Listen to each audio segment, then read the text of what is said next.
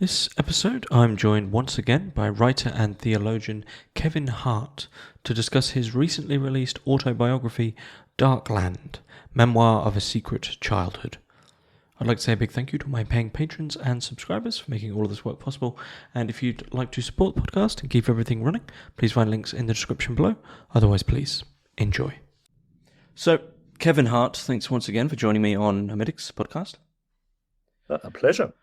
We are going to be discussing your recently released book, autobiography, Dark Land, Memoir of a Secret Childhood, published by Paul Dry Books this year, 2024.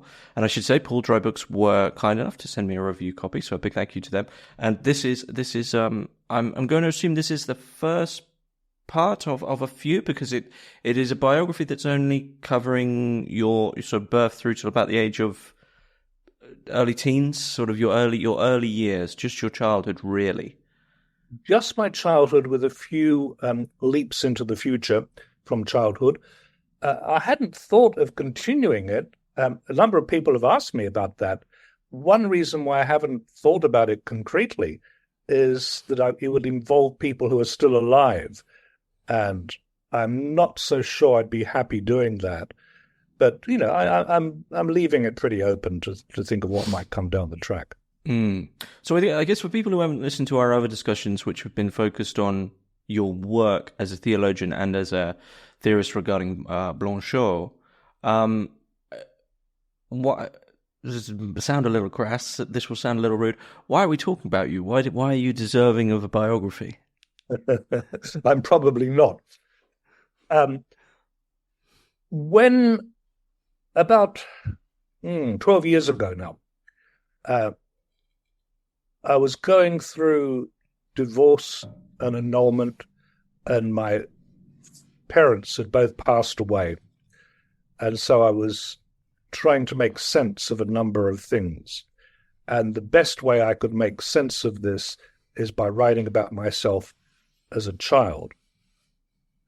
And I don't know that I had the idea at first of even finishing the book as it came to be, or publishing it. But the writing took off, and I enjoyed doing it so much it became an obsession for a few weeks, and I could do nothing else. So whether it's deserving, whether I'm deserving of the public's notice in that way, it's hard to know. I mean, if people read my poems, then they would certainly be interested in the memoir. People who read my books on theology and philosophy, maybe not. Okay. You mentioned divorce there, and divorce, not that I've been through one as the person who's the part of the married couple, but I've been through one as the child of the married couple going through divorce. And the whole process for all involved is it's like a strange case of mourning without the death. You're mourning another life. Is this what it felt like to go back to childhood? Was there a complete sort of, what was that? And that doesn't feel like me at all now. It does, and it doesn't feel like me at all now. I went back to try to understand something of the child I was, but it was like going back several centuries in one respect. My childhood in the East End of London, back in the 1950s and 60s, was the period of post-war austerity in England. And people were still using ration books when I was a little boy. You could buy laudanum at the chemist. It was like growing up in the era of Dickens. And I've shown my wife photographs, books of photographs of the East End of London in those years. And she says it looks, for all the world, back about 100 years before she was born. And when I was a little boy growing up in London, there were still horses that came by with carts that delivered the milk. And the degree of violence in the schools was very high. It was a rough time, I think. When I think of myself now, older, having grown up a lot in Australia and then in the United States, it seems like an almost completely different world, but one that I had the impression was still intact because my parents left England when I was 11 and went to Australia. So it was almost unchanged for me. Mm. It's interesting you mentioned the war right away. When I used to go on these drives with my great uncle, who would have been about 10 during the war, everywhere you'd drive around Norfolk, he would, every now and again, every couple of minutes, he'd point somewhere and go, a Spitfire crashed in that plane and we had to pull a parachute out. Or Right. he'd say, there was a wreckage or there was something to do with the war. The war was the grammar of everything. And even at the age of 80, he still hadn't detached from that.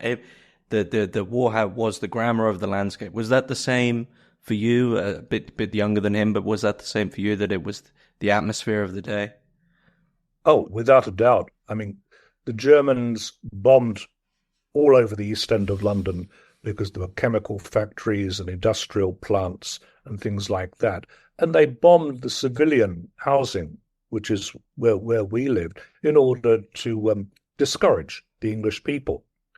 So I grew up with stories about my parents and grandparents going down the tube stations at night and not knowing if their house would be standing when the all clear rang.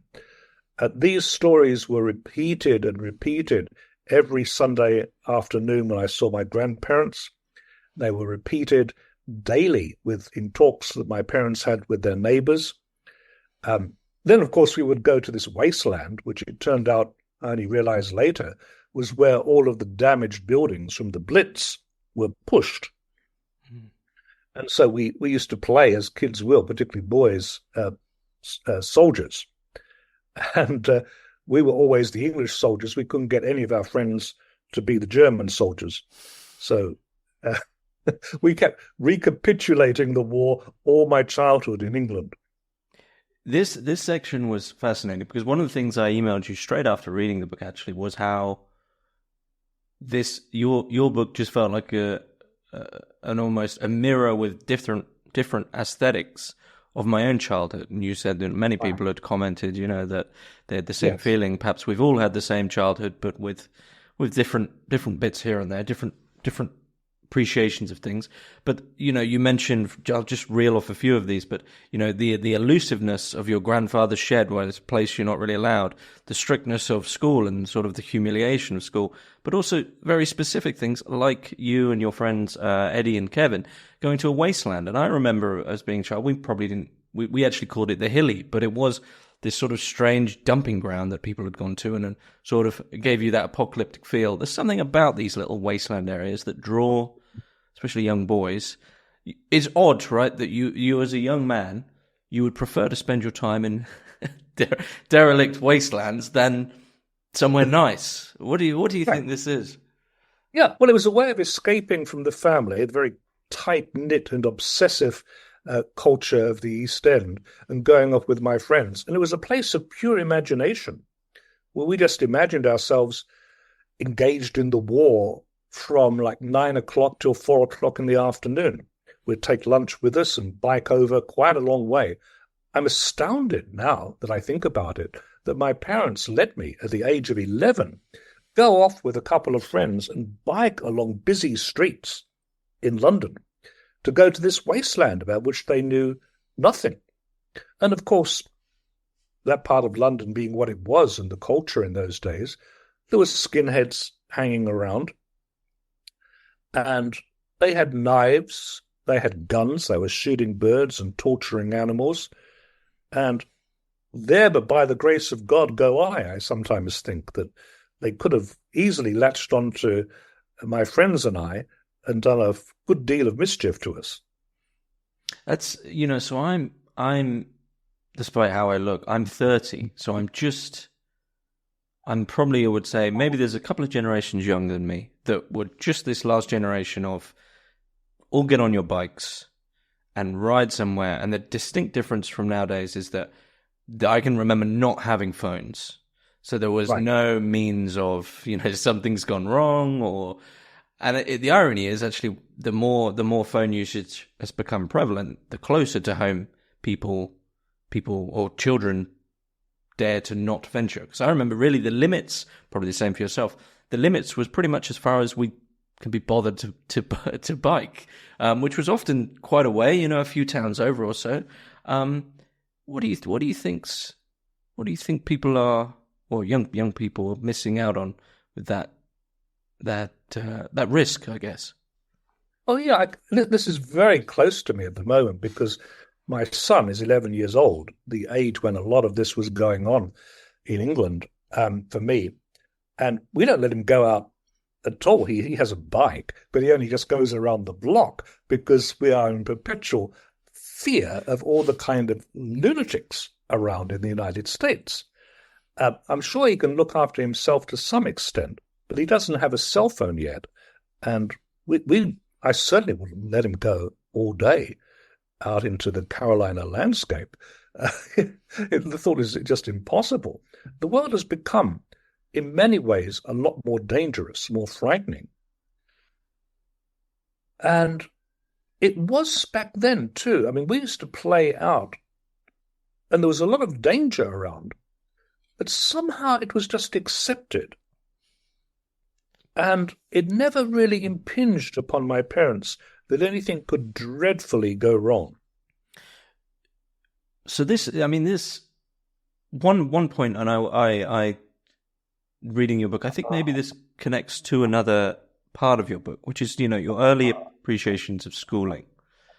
And it just seemed, the way you wrote about school was anytime you turned a corner, you might just get smacked with something or hit by a teacher, or your trousers, quite literally at one point, really the one scene in the biography that was really harrowing, to be honest, and extremely upsetting was this moment of a young girl being pulled to the front of the class, really out of the teacher's own annoyance, shall we say. And you sort of notice in that moment the cycle of abuse that might have been happening, you know, that probably happened to the teacher. But this is violence was accepted. Violence is everywhere in your childhood. Absolutely. I mean, every day at school there were fights, mostly between boys, of course, and these were set up. Like, you would say something innocuous to a boy in class, and they'd say, right, it's on, there's going to be a bundle after school.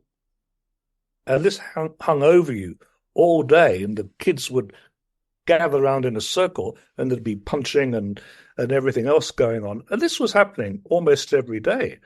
There were kids at school at the age of 10 or 11 with flick knives.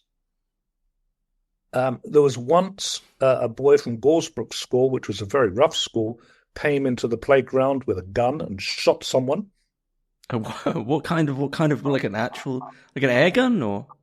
No, with a gun, with bullets. Wow. Goodness knows what was going on. The school closed down for a day, and we just continued as normal. Everyone had catapults, but we used catapults with marbles and staples. Mm-hmm. And, you know, you get a staple in your back, and you know about it.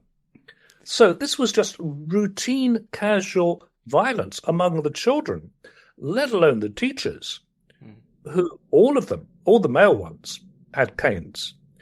And caning happened almost every day. And, of course, the scene you referred to, where the girl got slippered by the teacher, was just, as you say, harrowing. I mean, I wish I could get that image out of my head. Well, I'll ask the same question that I asked about the cycling.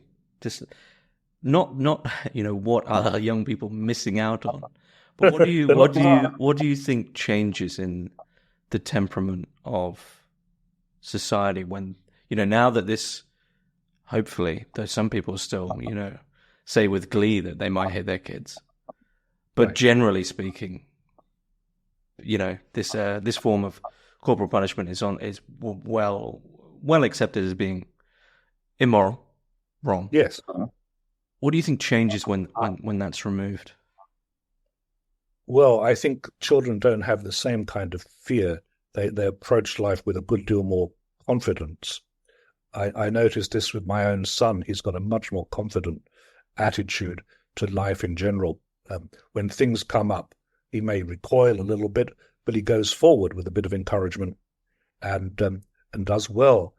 That certainly wasn't the case with me, and I think with most of my friends. We were cowered by teachers, parents, adults seemed people who could just inexplicably explode at any moment. And it's only now that I can see that they lived lives of terrible frustration themselves. And one outlet was this violence, which they could direct towards children and one another to some extent. When I've been back to the school, only once, it was a much happier place. The children seemed less coward than we were. There were colours there, which there weren't before. There were rooms which were gaily painted, as opposed to what, in my memory, was something more like prison or army barracks. Those old, because I went to school in old school buildings, and no amount of colour or paper mache or crepe paper or whatever it's called could mask that sort of thick gloss on the radiators, the fact they never managed to get warm, these horrible old... they did have the aesthetics of prisons. I mean, usually most of them built in a very pragmatic time. Right. Why do you think the teachers were so frustrated? Why were people so frustrated? I think their lives were generally frustrated. I mean, with the teachers in Thomas Arnold Primary, where I went, I think they realized at some deep level that they were teaching kids, almost none of whom would ever get to a grammar school and get out of that world. That the best they could do was keep them in school, teach them reading, a little bit of writing and arithmetic, so they could muddle on through life when they got a job at Ford's or in a local shop or something else, and keep them with a minimum of British decency away from crime. They had very, very low expectations of their students. And in fact, I think it was probably inevitable, because the 11 plus, which he probably didn't have to go through, it was so discriminatory against the English working class. And there was such a bias against us that it was almost impossible to imagine getting a grammar school education, let alone going to university.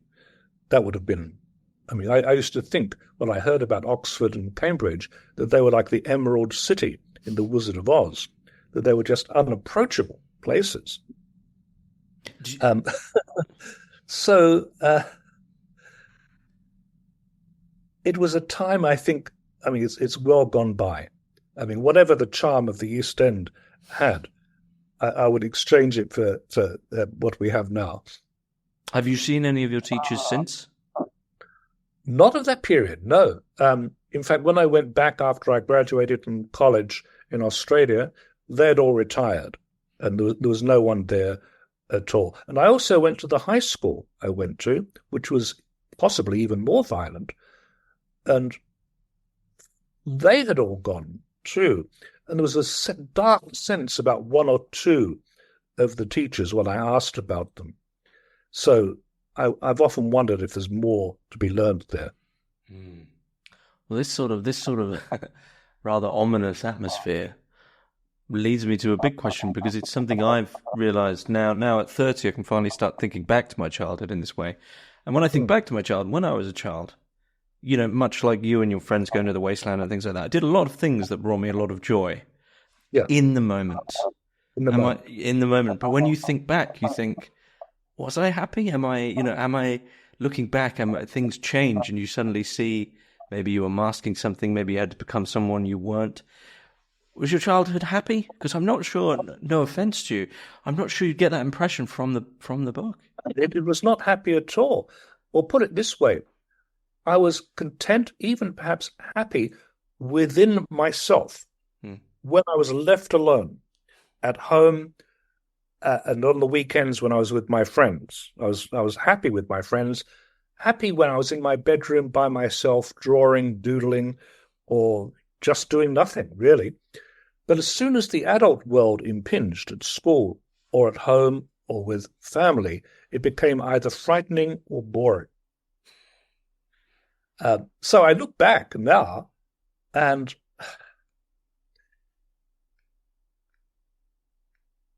I see my parents living in fear of English institutions. They were always frightened that the headmaster might come round or the bobby would come round, that somehow that world of order and governance would break into their atomic lives and cause enormous disruption. They'd be found to be doing something illegal, Not that they ever did, mind you. They were very sounds law-abiding. like a sort of odd sense of English original sin, English guilt. English guilt, absolutely. I think the war contributed to this, that something could go desperately wrong any moment. And then the patina of familial happiness and contentment, buying things on the never, just scraping by, all of that could disappear in an instant. My father could be rendered unemployed, and then what would happen? Would be relying upon my mother's dressmaking business, and that wouldn't bring enough money to put Spam on the table. Did you eat a lot of Spam? I did in those days. I still see it around in the United States, and it makes me feel ill to think about it. There's a lot of dishes like that from childhood. What was I gonna? Something just slipped my mind there. That's what it was. So this patina, as you say, of that could slip away at any moment. This fear, this Englishness. This relates to something your school teacher said to you, which made me laugh. And it was actually a few months ago. There's a lot of open fields here near where I live, right near the sea. And when I was walking down to the sea one day, there was a young school class around the age. Around, I don't know, the age where you want to run around, jump around, and have all that energy. And they're walking across a field where nothing could go wrong.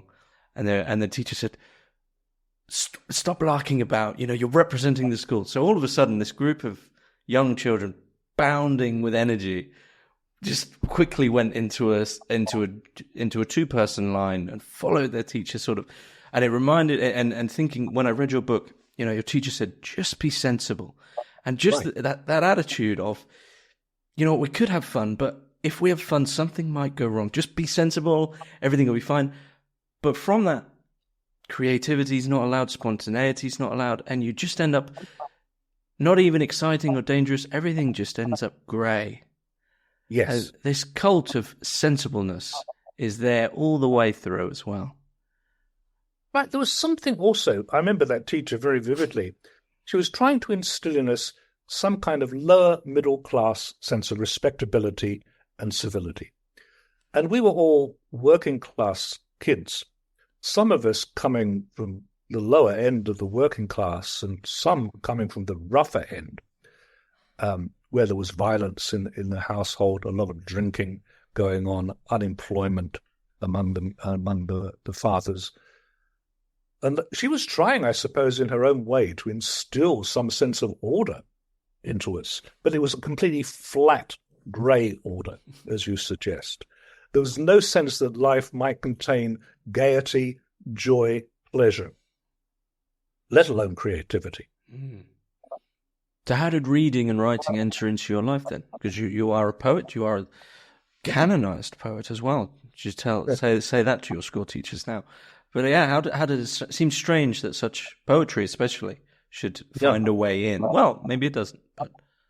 Well, I would go home, and my father let me read his Bible, which I still have, and I couldn't make much sense of it, but I did read some of those great stories, particularly in the Old Testament, and that gave me ideas, and I would be eager to do drawings of imaginary creatures and battles and things like that. So in my own inchoate way, I started along that by myself. There was no encouragement to do that at school, not in the slightest. The only thing that I retain from school in that way, as I write about in the memoir, was listening to Bunyan's Pilgrim's Progress on the BBC. That was inspiring. That was definitely inspiring. We never had real access to a library in school. I had to badger my father to take me some evenings down a mile and a half, 2 miles away to a local library so I could borrow books. And I read there. And so I suppose there were germs of creativity that came from doing that. Mm. How old were you when you wrote your first poem? That was in Australia. That was maybe when I was about 13 years old. Mm. What was that? Did that feel natural? No, I mean, there was just nothing in my background. My parents weren't great readers. My grandparents weren't great readers. My grandmother could barely read. My father was an orphan, so there was no family on that side. My sister, who was very bright, very good at modern languages, was also bone idle, so she would never do any homework. She'd do her homework on the bus to school. That was about it. So there was just no background whatsoever. And when all that started to happen, when I was in 13, my parents were completely sidelined by it. They had absolutely no idea what was going on. They had no reference points for this. And of course, I didn't either. Mm. So we mentioned this in one of the previous episodes, but I guess we should mention it again now. So you're referring to this rather strange moment. So before this event, you were pretty bad, bottom of the class. Yes. Metaphorically couldn't put two and two together. Couldn't put one and one together. And then what exactly happened? Right. I mean, I lived in this mental fog throughout until I was about 13. And I didn't emerge from it. I was at the bottom of the class, like some kind of sludge at the bottom of a pool. The teachers couldn't do anything with me. They tried to remove me at the age of 10 or maybe just 11 from school because they thought they could do nothing with me. I couldn't tell the time. I certainly couldn't learn the times table, which I still don't know. But we have calculators now, thank goodness. And this looked like it was going to continue, even when we went to Australia. And it was causing my parents untold worry. What would happen to me? What could they do? My mother thought she might be able to take me into her dressmaking business. That was about the best they could hope for. She tried to apprentice me to the local butcher, but he took one look at me, a weedy kid, and said, no, this is not going to work. Then one day in Oxley State High School in year 8, when I was 13, we did an introductory class on algebra. And as I say in the memoir, it felt like there was some deeply rusted window which suddenly was pulled open without any ceremony. And then I could see the world clearly. Before then, it had been fogged over. I'd been kept in the dark. Darkland, I call the book. But after that moment, I could solve the mathematical problem on the board. I went home in a bit of a daze and looked over my school books and found that I understood them, which I hadn't been able to do. Doing homework was just a complete laugh. I would go home, sit at my desk and look at the problems and write something in order to give the appearance of doing something, but I had no idea. I would routinely just get 0. You couldn't do anything else. And then I started to get everything right.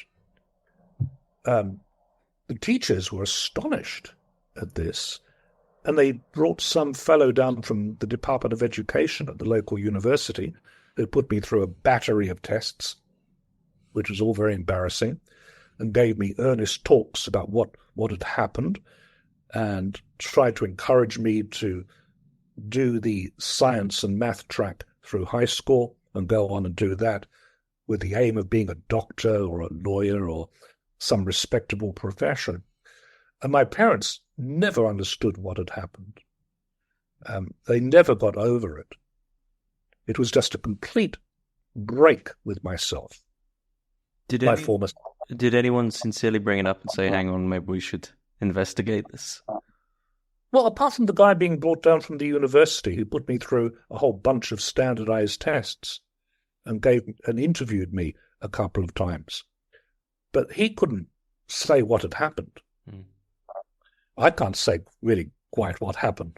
It was a mystery to everyone. So a rusted window, did you have that image at the time when it happened of a rusted window? I don't know that I had that image, but that was exactly how it felt. something being suddenly and violently pulled open. And then, I sat bolt upright, and the world looked completely different. How did what, literally? Literally. I mean, it's as though I walked out of that classroom and I could see the leaves of the trees sparkling, which I hadn't seen before. The sky, the color of the sky seemed so intensely blue. And people around me, my friends in the class, just seemed to have halos of light around them. So what do you think it was? I've given it so much thought over the years. At first, in my teens and 20s, I used to oscillate between thinking it was God intervening and some kind of psychological change, a purely natural change. But the natural change explanation has never really worked for me because it was so sudden, so violent, so complete. And I think of it as God intervening. But of course, when I say that, it wasn't as though it was a religious vision or particularly Christian about it. I think in retrospect, it was God saying, you've had your time insulated from the world. And I did this for my own reasons. I wanted you kept in that way for a particular reason. But the time's over. You've now got to do something else. So I felt completely redirected. Did you then start to have an inclination of what it is you might want to do? Yes. Before that event happened, I wanted to leave school as soon as I could after the first year of high school and go to chef training school and become a chef. Because that was I enjoyed cooking and I wasn't bad at it. And I thought that would be a halfway decent life. And I certainly was not going to do any good academically. So the teacher said that they could allow me to leave school at the age of 13 if I continued being as bad at school as I had been. But then once I had to change, they wouldn't let me leave school at all. And school just became very easy for me thereafter.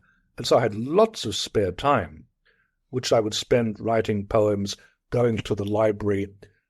It was as though I'd never eaten in my life. And now I needed to read all of these books. I read enormous amounts of poetry. I would go to the Queensland Library in town, the State Library, and find the shelves of English and American poetry and just slowly work my way through them with huge excitement. But I was never had the feeling of being full. There was always more to do. I would work on the weekends, cleaning cars, doing car washing to get money so I could go to the Queensland Book Depot and buy books of poetry and mathematics. So there were two separate tracks. I was doing mathematics and poetry. Do you still have that hunger? Yes, that never went away. The mathematics part of it kept up through university, where I read pure mathematics for a while, and then changed more to philosophy, specializing in formal logic. But I didn't keep that track going, although I'm glad that I did it for so long. Nowadays, yes. I mean, at the moment, this summer, I'm reading commentaries and glosses on the Fourth Gospel for an essay I'm writing. And I wake up each morning with this great hunger to be reading every day. That has never gone away.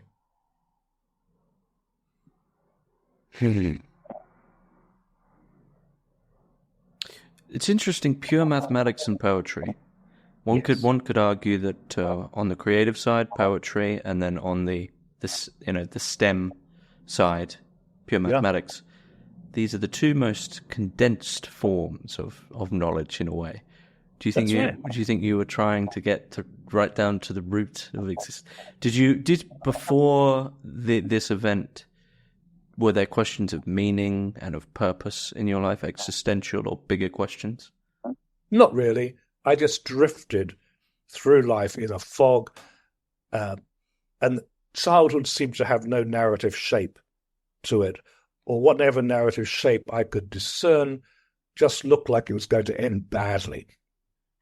I would be at best one of those men you saw living in a flat above shops in some grimy area of London and going to the pub every afternoon and having a few mates, and that would be about it, and never setting foot outside a certain part of London with very, very narrow, pressing horizons. That was certainly how my sister and parents thought of it. So there was no sense of childhood really leading to anything. And then what was the first big question you wanted to investigate on that other side? Yeah, well, it was just a rush of absolutely everything. Within a few days, I started of my own volition to go to church, not to the Church of England, but to the Southern Baptist Missionary Church in the suburb of Brisbane where I was living. So sorry, just to stop there. So when the event happened, you did immediately think, this is God? No, not. I wouldn't put it so sure as that. Okay. But I felt that was a whole aspect of my life that I also had a deep hunger for, that I'd been reading in the Bible as a little kid, and I'd been listening to Pilgrim's Progress.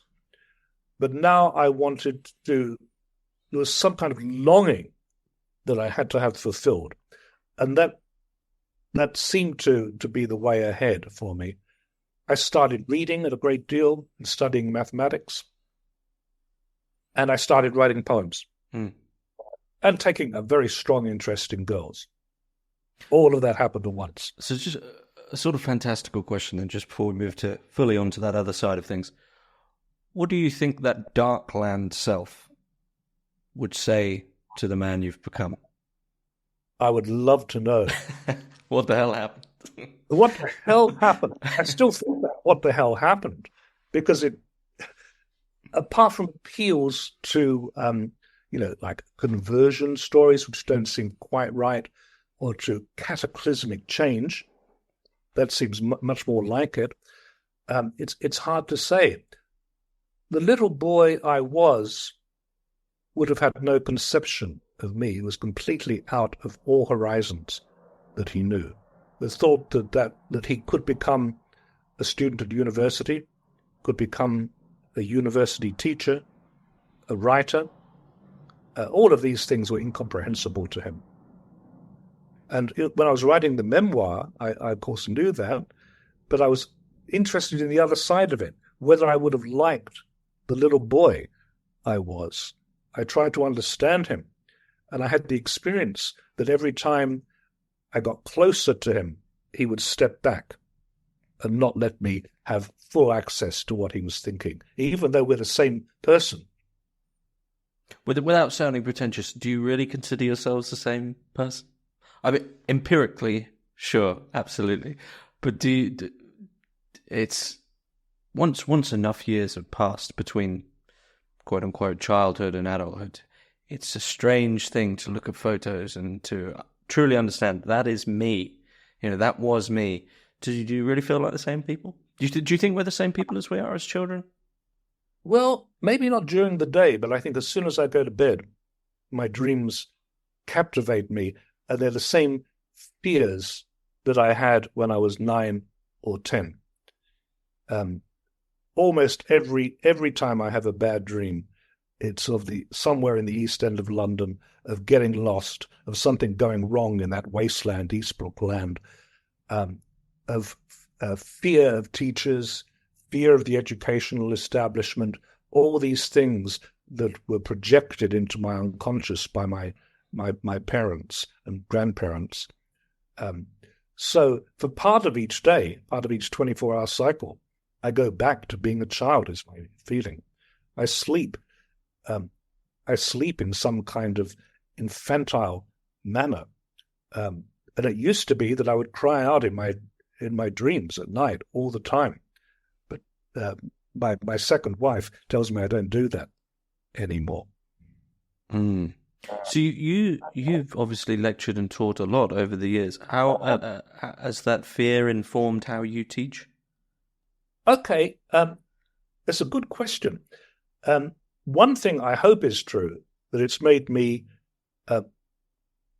very attentive to all the students in a class, including those at the bottom of the class and those who've come to college for the first time in their family's history, people who might be a little bit at sea. So it's also made me, I think, a clearer teacher than I would otherwise have been. I spent a lot of time preparing for class and try to do my job very well so that as a teacher, I'm completely unlike the teachers I had when I was a little boy. And even though, I mean, part of me is absolutely revolted by the word school, still, it creates such anxiety in me that I keep trying to overcome that and see that my vocation as a teacher is meant to overcome that and to do what I can for others. I wrote the book in large part, if there was anything above the pleasure of writing the narrative, it was so that parents who've got slow, backward children, if they read it, might have some encouragement that things can change. But it's not necessarily that they change in a strictly intellectual sense.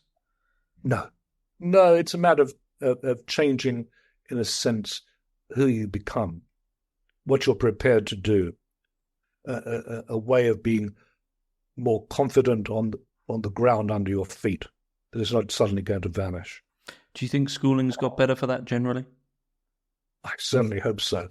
I mean, my wife and I take a lot of care on our son's education. He's homeschooled for part of the week and goes to a hybrid school. I don't know if you have these things in Britain, where you go to school only for 2 days a week, No. and then you stay at home for the rest of it. So we've tried to do this, in part because in America, the risk is that you go to school all day, and then you've got 3 hours of homework when you come home. And there's no time for a kid to learn a musical instrument, to just waste time running around in the backyard. No sense of the pleasure of life and of discovering things for yourself. So, our son likes to make model airplanes, but he would have had no time for that if he just went to school in the normal American way. So we're trying to do the best we can to keep as many hours of the week open for him.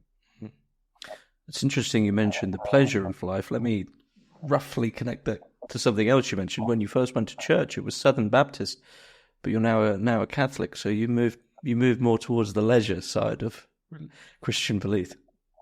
Right. I mean, it was... I went to the Southern Baptist because there was a boy in my class from that family, and he said, "Come along." And the whole thing was so bizarre and strange. Christianity made absolutely no sense to me at the time. And of course, it was always vaguely apocalyptic, eschatological. It was always the second coming is about to occur. And this had no resonance for me whatsoever. What had resonance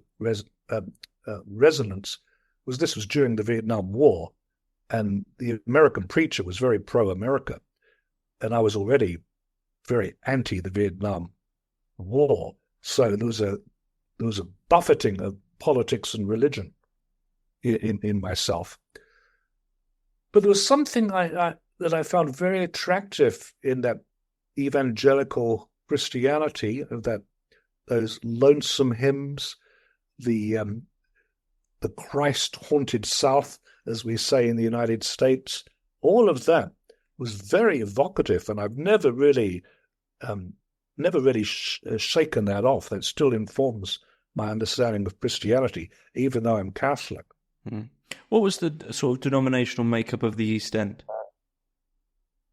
Oh, you were C of E, Church of England, which is something you put down on the census. Being Church of England meant that you went to christenings in family, funerals, and marriages. That was it. No one went to church. And it was an absolute rule that you didn't talk about that in family gatherings or to your neighbors. That was seen as one of the worst faux pas you could possibly make in talking about church. My mother had very strong opinions that there was no point going to church because the vicar doesn't know any more than you do. It's all made up. And if there is a God, you'll find out when you die, which might be a little bit too late. Always. Something. Oh, sorry. Go ahead. Yeah, go ahead. No, you go ahead. You said about the Southern Baptist Church. You said that this Christianity just didn't make any sense, and now you're a theologian. Yeah. What was it? If it could be put down to maybe a single thing, single book, single idea that helped make Christianity make sense to you? Okay. It's a very difficult question to answer because there's probably no single thing. A lot of it was slowly being immersed, marinated in the tradition, particularly once I came to be Catholic, where I would start to understand from within, with circles going further and further out. And it was a complex of emotions, to be sure, but also of intellect, that I could start to see that the whole thing hung together. And I became absolutely obsessed with seeing how it hung together. And I suppose that's one reason why I became what's known as a systematic theologian. Systematic theology is seeing how Christianity hangs together and what holds it together. So that's been a lifetime exploration. It doesn't sound like apologetics, though. It doesn't sound like it's a sort of a convincing as much as it was something else. You're right. I mean, one of the things people have said about the memoir is there's no judgment in it. That I don't judge my parents or grandparents or the people I grew up with. I hope, condescend to them by being an adult, making superior judgments about how they should have acted. I give a phenomenological account of what it was like to be a child. And as much from within the horizons of childhood as possible, apart from at the end where the adult comes in. And it's certainly true. I've never had the desire to evangelize. I've always said that God converts and humans pervert. That, if people are interested in talking about it and come to me, then of course I'll talk with them about it. But I don't try to direct people to anything about it. It is an exploration from within, and people do read what I write. And if it has an effect upon them, that's good. If it doesn't, well, maybe I'm the wrong person for them to be reading. I should tell you this little story. Mm-hmm. Years ago, when I was still in Australia, there was this phone call one night, just as I was going out to dinner, from this guy with a very heavy Spanish accent, who said that he had been in Chile, and when he was in Chile, he'd read some of my poems in Spanish translation. And then he'd been picked up by the oppressive junta and put into a jail and was tortured every day with a electric rod on his testicles. This was all very harrowing to hear. And he said, when he was being tortured, he recited to himself the poems by me that he'd learned in Spanish. And he said he vowed that if he ever got out of Chile, he would call me and tell me this. So he did. And it was completely harrowing because we didn't make anything of this. He just said, I always wanted to tell you this, that your poems in Spanish helped to get me through that terrible experience. And then he hung up, and that was the one and only time I heard from him. And I went out very shaken. to dinner, but it made me realize that we have no control over what we write, that something you write, perhaps with very narrow aesthetic ends in view, is just taken and put to other uses and read by people you'll never meet. And the effects that it has on them, you can't calculate. Mm-hmm. So if any apologetics go on, it's probably my work, not me. Do you feel it is you writing your works? Yeah, it's always me. I sometimes feel, because when you write a poem or even sometimes an essay, you're surprised by the way it turns out. It's not as though you know in advance how it's going to end. And you think at the end, did I write that? Is that really what I think? Is that how I feel? And I think most writers will say that it's always comes as a surprise, that it is one's empirical ego doing the work, but it's more than that. It's something else which is cooperating. Maybe the English language, maybe certain attitudes that one inherits that you can't identify, but these things also play a role. Think God plays a role as well for you? Oh, without a doubt, but not anything that I could narrowly isolate. I mean, if God plays a role, I tell myself, he may not be thinking of what happens if anyone reads a poem or an essay of mine now. He may be thinking that someone to be born in 300 years' time might come across a poem or an essay, and that becomes important for God's plan. As soon as you think in terms of the narrow horizons of your own life, I think many bad things might happen. So just to jump back a little bit, was the same way that you came to understand Christianity generally, was that why you moved to Catholicism as well? You know, not necessarily specifically Catholic. You know, you didn't sit down, read Aquinas and go, right, you know, I'll be Catholic then. Was it, or was it something different? No, it was partly the reading. I remember that I was reading Newman very seriously for a while, and of course that would have an effect, especially maybe if you're English. But I started to go to hear Mass. And once I started to go to hear Mass, I immediately felt comfortable. And I thought, this is home for me. And so it's remained over the years. I converted in my early 20s, so nearly 50 years ago. And despite periods of being very cross with the church and having all kinds of problems with it from time to time, I've stuck with it. I don't want to delve into the problems, but are the problems there little C church, would you say? Oh, they're really to do with are they really to do with the eternal church that you experience as not the eternal church?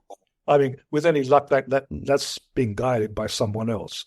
But it on earth, the kind of arrogance of the church, the hypocrisy of the church, the way in which the church trims its own views to accommodate the world, sometimes the way in which it's blind to the world. You know, there's a whole series of contradictory things that happen in Catholicism. Is there anything you'd like to add about your biography that we haven't touched on? I mean, one thing, when I was writing it, I had no sense of how it would turn out. And it was in the writing of it that memories became very vivid, because that, particularly the English part of it, which had been insulated, because I left at the age of 11 for Australia, which was such a different world. And so it felt as though all of those first years were secreted in me. I was kept in the dark, intellectually, emotionally. And then it turned out, upon investigating my life and looking into genealogical records and things like that my parents had kept all manner of secrets from me. I mean, I was told as I was growing up that we were Jewish. And that's one reason why we didn't go to church. And I just accepted this as a fact. It was a fact which had no resonance for me because I didn't know what it was. But there were lots of Jews where we were living, and lots of Catholics too. And then I found out when I was writing the memoir that half the family was Irish, Catholic, and the other half had supposedly come from Jews in Poland. But when I investigated it more narrowly, that was a complete illusion. There was no Jewish heritage whatsoever. And why my parents kept this narrative going all through my life when they were alive, I don't know. They kept it a secret that my sister was not really my sister, that my mother, before she met my father, had been sexually abused or raped, and my sister was the product of that.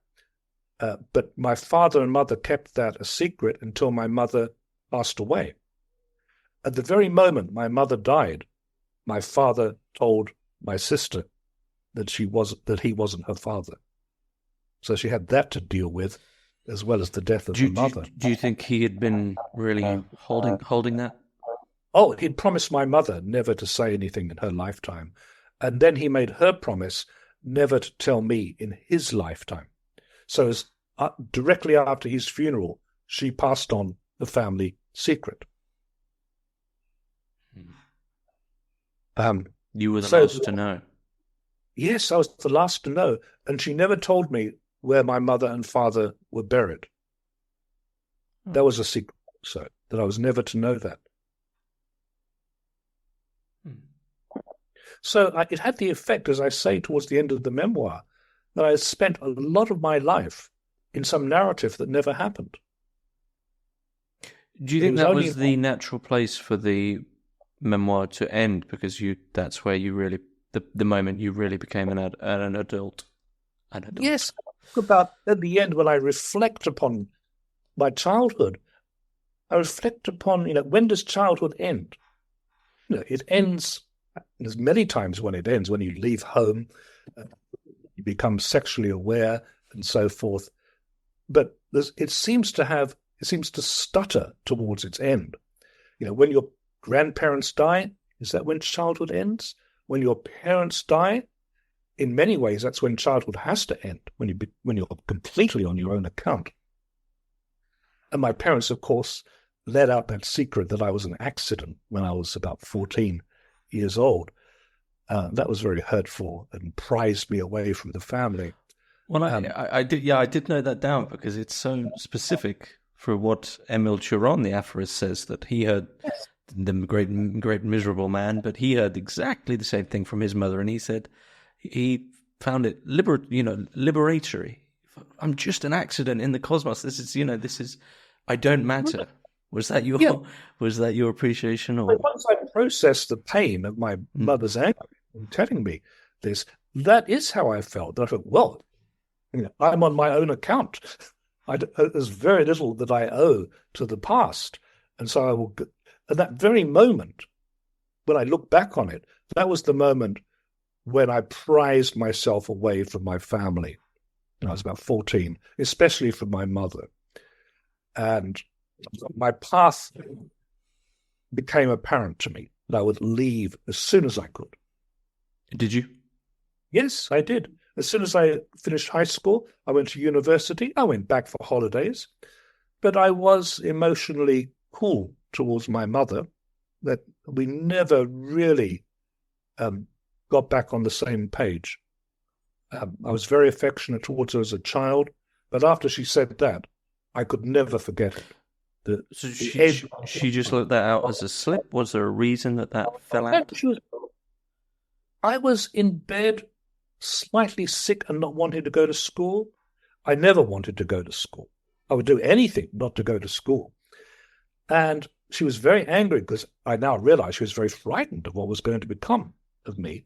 And she turned around and said, "You were an accident, you were. We never intended to have you. You were, this was not a product of love and hope. You were just something imposed upon us." And We never spoke about it again, but I could never forget it, and I could never blunt the edge of her remarks. Was it ever brought up again? The only time I tried to bring anything up, it was a complete and utter failure. And my parents, being English working class, not well educated, my father left school at the age of about 10 or 11. He was an orphan. And my mother had no real education at all. They were not articulate with respect to feelings. They would always devolve into whatsits, thingamies, and that kind of language. And they would feel every discussion was aggression, even if it wasn't. So there's no conceivable way that could be addressed. How do you feel about it now? You still feel that you're separate in that way? Yeah, I do.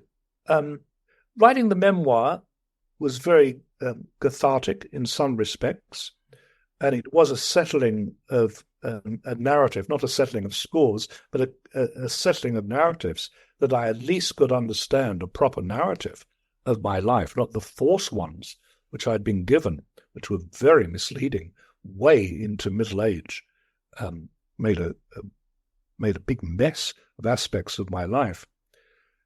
But once I understood that narrative, then that went away. That was liberating. But certain events in the life, like that being called an accident, that remained with me. How has that changed how you approach being a father? It's a good question. Well, I have two daughters who are now grown up and one son who's 11.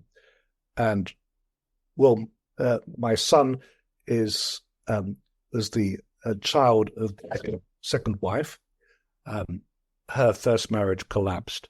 So when we got married, I inherited a little boy, 5 years old. And he was adopted. I adopted him formally just last year. So his name is Jacques Hart now. And we take very good care of him, I hope. He knows he's loved. He's gone through a great deal of mourning for his father, his biological father. And we spend a great deal of time and energy and thought making him utterly one of a family and knowing that he's loved and wanted.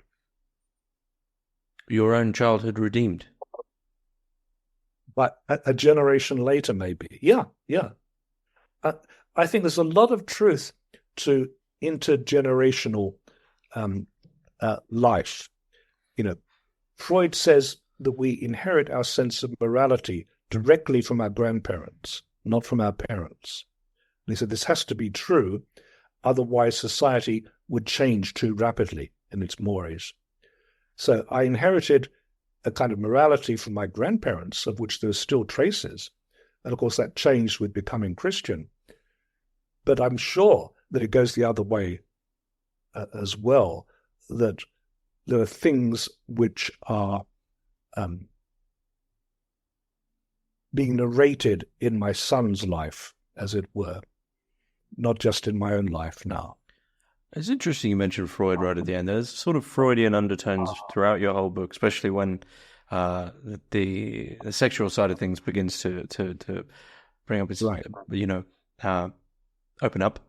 But it reminds me, it was a quote I was thinking of while I was reading your book, actually. Jung, and it's an idea of Jung's that I'm fond of, that he sort of says you don't really experience childhood until you have your own children, and then you're there to actually experience it and sort of sculpt it. Maybe that's a bit of a forceful word, but the childhood you didn't have is now the childhood you're experiencing with an actual child. So you don't really get to experience it until you have children, and that sort of strange cycle. I think so. I mean, I notice when Jack's a very bright child, and he's doing very well at school. But when he has a difficulty understanding a new concept, he gets very angry. And I can remember in myself this huge anger at the world for being incomprehensible. But I had no outlet because there was no intellectual understanding until I got to be about 13. And so all of that anger was directed, I suppose, within and without. It had no way out at all. Mm-hmm. Though it's a biography, what would you like readers to take from your book? Well, if they read it, I would like them to see that autobiography and biography is the part of literature which is immediately of use. Because we read it, and it's a bit like looking into a distant mirror, and you see aspects of yourself. You can get to correct yourself in certain ways by seeing it. You can be given new hope. You have the comfort of seeing that the sorrows, the pain, is actually shared by a lot of people, that a lot of people have similar experiences, not exactly the same empirical experiences, but we go through childhood and early adulthood, sometimes with a state of chaos. And if people read it, I would hope that they would see some kind of shared pain and ways out of it. Well, that seems like a great ending. So I'll be sure to put the links for Darkland, Memoir of a Secret Childhood, in the description below. Hopefully you're working on a second volume at some point. A bit risky with the people who are still around. But what else are you working on at the moment? Well, I mean, if the memoir sells well, then that would be an impetus to write a second volume, to be sure. If it doesn't sell at all well, there'd be no point, I suppose. I'm writing a book at the moment called Spiritual Acoustics, about how we hear the word of God, if it is the word of God, and so forth. And I'm writing a book on Christ. I have 3 new books of poems, which I'm just concluding at the moment. I've been writing them over quite a period over COVID and before, when it was impossible to publish books. And so I've kept them. And I think that might be some of my best work. So I'm looking forward to finishing those and sending them off to presses. I guess as another place to perhaps finish up, as we're speaking about you yourself, what is the work of maybe a single work of your own where you would say that's the one I'm most proud of, where people should? Yeah, I think it would be the book I'm most proud of isn't published yet. It's the ongoing collected poems, which is on my laptop, which has been edited and edited over the years, and I read it over several times a year and eliminate anything which I don't think is up to snuff. That's what I would like to be known for. But there's enough of that in my selected poems, Wild Track, for people to see. That would be the one thing I would point people to. The stuff on Maurice Blanchot, I mean, obviously I'm very proud of it, I like it, but as for a very small audience of people like you and I who are interested in these things, and the other theological works, that's for a somewhat broader audience, but again, it's mostly for an educated, thoughtful Catholic audience. The poems, however, can and should be read by anyone, and they should have an effect. The memoir, I think, can be read by anyone. Well, I'll be sure to put the links for all of these things, many of these things, in the description below. Once again, Kevin Hart, it's been a beautiful discussion. Thanks very much. Thanks so much, James.